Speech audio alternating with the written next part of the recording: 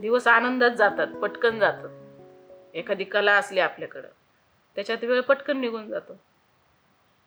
बाकीच्या कुठल्या फालतू गोष्टी असतील, काही असन, ते डोक्यात राहत नाही कलेमुळं. चला आपल्याला कुठलं डिप्रेशन आहे, काय आहे, आता टेन्शन सगळ्यांना असतं. तर त्या टेन्शनमधून सुद्धा माणूस पटकन बाहेर येतो कलेमुळं. एखादी कला आहे आपल्यामध्ये, ती आपण करत राहिलं तर कुठलंच टेन्शन येत नाही माणसाला. मला रांगोळी तर आवडतेच.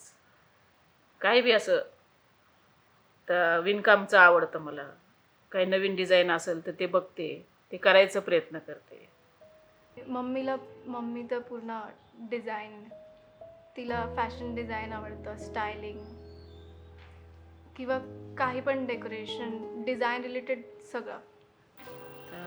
विणकाममध्ये मी बॅग बनवू शकते, बॅग बनवते. पडदे येतात करायला, दरवाजाला लावायचे पडदे, तोरण हे बनवते. तर ब्रेसलेट येतं बनवायला, कानातले बघितले 2-3 प्रकारचे, ते येतात करायला.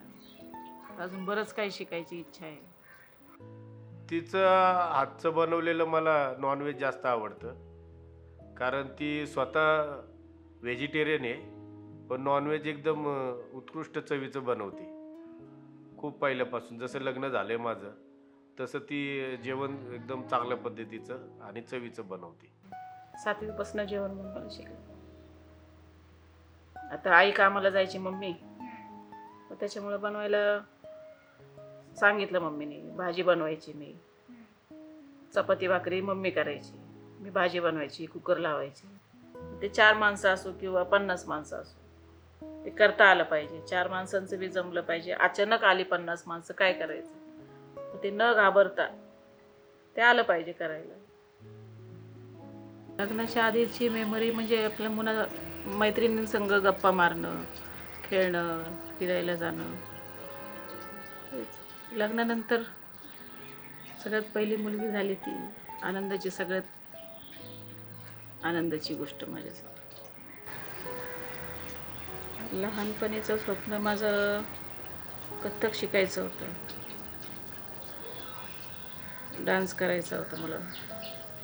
मला बिलकुल माहिती नव्हतं की मम्मीला सुद्धा कथ्थक करायची आवड होती, पण तिला करता नाही आलं, म्हणजे तिला शिकता नाही आलं पहिले. आणि I am surprise that she wants to learn it now also. जे मला करायला भेटलं नाही ते माझी मुलगी करते, कथ्थक शिकली. ते माझं स्वप्न तिने पूर्ण केलं. मी कथ्थक करायला सुरुवात केली ज्यावेळेस मी 7 वर्षांची होते, आणि तिथून पुढे मी 7 वर्ष कथ्थक शिकले, आणि मग मी माझा डान्स फॉर्म चेंज केला. रांगोळी शिकायची खूप इच्छा होती, पण ते जमलं नाही शिकायला. कारण जरा थोडंसं अंतर लांब होतं आणि घरात कोण नसल्यामुळं जायला म्हणजे भेटलं नाही जाण्यासाठी. मग असं एक मैत्रीण जात होती क्लासला, मग ती कशी काढती ते बघितलं मी, आणि मग ते प्रयत्न केला घरी. तसं मग रांगोळी शिकले. ती आवड निर्माण झाली रांगोळी काढायची. चाळ होती 2-3 अशी लाईनची. आता मी एकटी अशी रांगोळी काढली ना, सगळे बघायला यायचे की माझी रांगोळी कशी आहे. इतकं म्हणजे छान काढायला लागले न शिकता. मग सगळ्यांच्या दारामध्ये रांगोळी काढायची, सगळे बोलवायचे. दुपारी 2 वाजल्यापासून 6 वाजेपर्यंत सगळ्यांच्या दारात रांगोळी काढायची. तर मुलं मोठी झाल्याच्या नंतर थोडा वेळ जास्त मिळतो, बसून बसून काय करायचं. त्यावेळेस मग जरा कलेकडं वळाले थोडं. मग टाइम भेटल्याच्या नंतर. पहिला वेळ नव्हता. एक मुलगी झाली, ती थोडी मोठी होस तर दुसरी झाली, मग मुलगा झाला, मग त्यांच्यात वेळ भरपूर गेला. मग आता कसं सगळे मोठे झालेत, आता भरपूर वेळ आहे. मग आता करायचं जे दिसल ते. कला कुठली अशी वाटली चांगली ते करायचा प्रयत्न करते. विणकाम कोणीच शिकवलं नाही. माझी आई बनवत होती त्यावेळेस मी झालेले बी नसन. त्यावेळेसचा तिचा केलेला पडदा होता, तो पडदा मी उसून बघितला कसं केलं, आणि मग विणायचं तसं बघितलं आणि केलं प्रयत्न करून. तर ज्वेलरीमध्ये बरेच प्रकार आहेत, ते शिकायचे आहेत मला. आता नुसते कानातले बनवते, अजून बरंच काही काही आहे. गळ्यातलं बनवायचं असतं, नथ बनवायची शिकायची, भरपूर आहे. बांगड्या करायला शिकायचे, भरपूर आहे. शिकायसारखं भरपूर असतं. ते हळूहळू प्रयत्न करणार मी शिकायचा.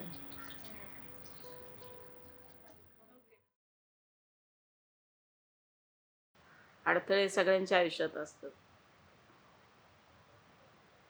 त्याला आपण समोर जात राहिलं तर ते आज बरोबर साईडला होत जातात अडथळे. त्यामुळे आता तर माझ्या आयुष्यात कसलेच अडथळे नाही आहेत.